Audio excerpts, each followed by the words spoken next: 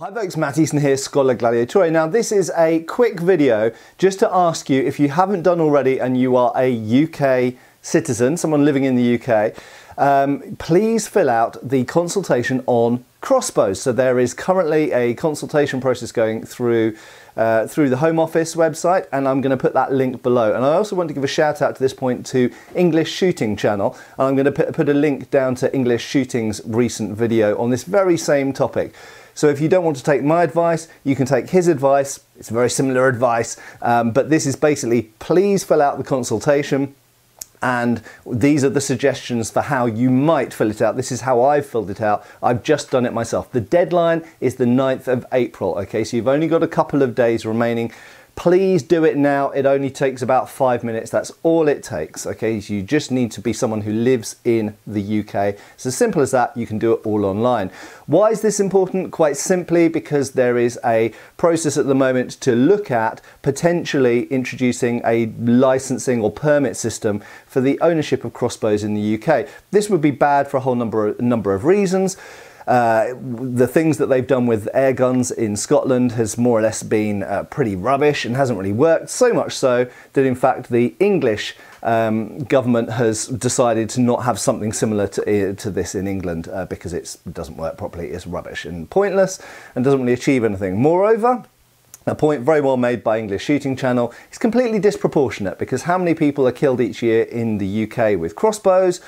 About 1 point something on average. It's tiny, absolutely tiny. And there are like hundreds of thousands of crossbows in circulation. They are widely owned and used in people's back gardens for shooting targets with.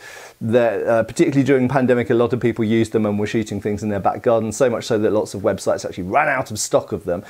So there are loads of crossbows around, and they are barely ever used in crime. In fact, blunt instruments statistically are way more used in crime, things like hammers, and of course dogs cause far more deaths than crossbows do in the UK. So it's completely disproportionate, and we don't want yet more controls on something that doesn't need controlling in this way. And also broadheads are encapsulated in this as well. For some reason they've decided to include broadhead arrows, which wouldn't only affect crossbows but also things like longbows and you know, traditional archery using traditional equipment, and the people that make those things. Not only iron and steel ones, but even flint napping. It would potentially become illegal to have a flint arrowhead that you found on a field. Okay, so let's look at my answers very quickly. Just leading you through this, the first thing I think you should say, should further controls around the sale and ownership of crossbows be brought in? I would suggest that you tick no firmly. The next question is, why do you think there should not be further controls on crossbows? Please provide any evidence. I've just said because they're owned by a huge number of people, they're used incredibly rarely in violent crimes. The statistics available clearly show that blunt objects like hammers or dogs cause far more deaths in the UK than crossbows do. Okay, pretty simple fact. Next question is, should the sale and possession of broadhead arrows be prohibited with the exceptions listed? And they do give things like historical reenacting and various other exemptions. But fundamentally, I think the answer should be no. And my reason in the extra info box, I've simply put a broadhead arrow is simply a triangular piece of metal as found on the end of railings and curtain rails and stuff like this. Trying to ban a triangular piece of metal is ludicrous. As for have you bought broadhead arrows, obviously that's your own answer you should give to that. I personally, yes, I have. The reasons: I've bought it for recreational shooting, for sport, for reenactment, and other antique ones, for example. And so I put all of the above, and I've even forged them in blacksmithing lessons. So I've even had a go at making them, and they're just a triangular piece of metal at the end of the day. And I've also pointed out as well that I have bought flint arrowheads. In fact, I bought them in America, I remember, on a Indian reservation.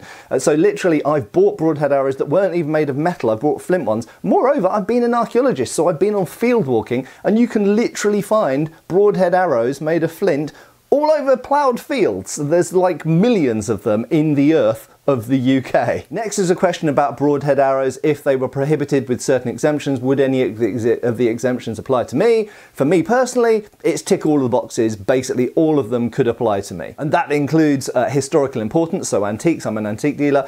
Use in historical reenacting, yes, I do that. Sporting, yes, I do archery.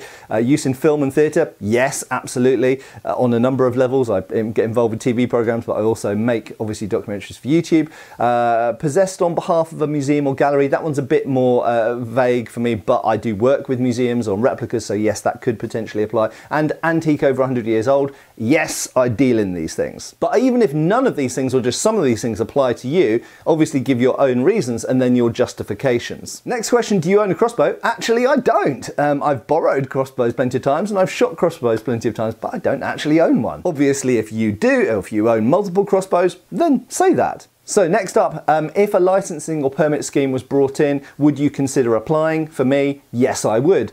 Funnily enough, it would almost make me more desiring of having a crossbow, but almost to make a point. Next up question, if a licensing or permit scheme was brought in, would you apply for a permit to be able to buy a crossbow?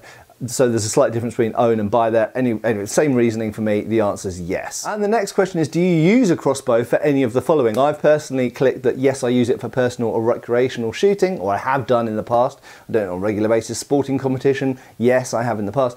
And reenactment, yes, I have in the past. As well, other things as well. So it says other, and I've typed in that box, I've put for educational purposes, for making of documentaries, teaching, demonstrating, that kind of stuff, lectures. Experimental archaeology, which is wrapped into the same thing as well, and documentary making, obviously, on this channel, but also on television programs as well. Next question is about manufacturing and selling crossbows. I don't personally, so I've clicked no, but maybe you do. And the final question is about, do you have any other comments? If you want, you could write a whole big thing in there. You could put statistics, observations, personal opinions, whatever you like. Actually, after much thought, I decided to leave that blank and I just moved on. Then I filled in all of my details. I put my real, genuine details. I think it's important that you do that. If you lie about your name or your address or things like that, it might invalidate your return. And let's face it, this is the Home Office. If you live in the UK and you're not an illegal immigrant, then they know who you are and where you live, and you're on the electoral roll. So they know all of that information anyway. And that's how they will know that this is a genuine response. So I do encourage you to put your real data in there. So once again, please do this as quickly as you can. I promise you it only takes about 5 minutes, certainly less than 10 minutes. And props to English Shooting for reminding me that the deadline is close, and check out their video down below if that's of interest, and their channel in general actually. But the deadline is the 9th of April, so you really need to do this ASAP, and please do it.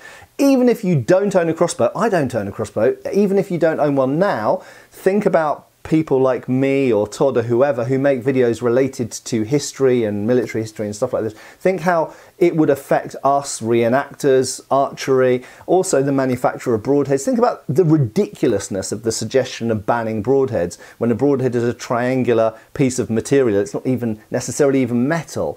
When literally you can walk across ploughed fields and pull broadheads out of the ground because they've been made for thousands of years out of stone. Ludicrous. Anyway, please respond to that consultation. It does make a difference, or at least we hope it makes a difference, and it's all we can do right now. Anyway, thanks a lot for watching. Check that out. Check out those links, and I'll see you back on the channel really soon. Cheers, folks.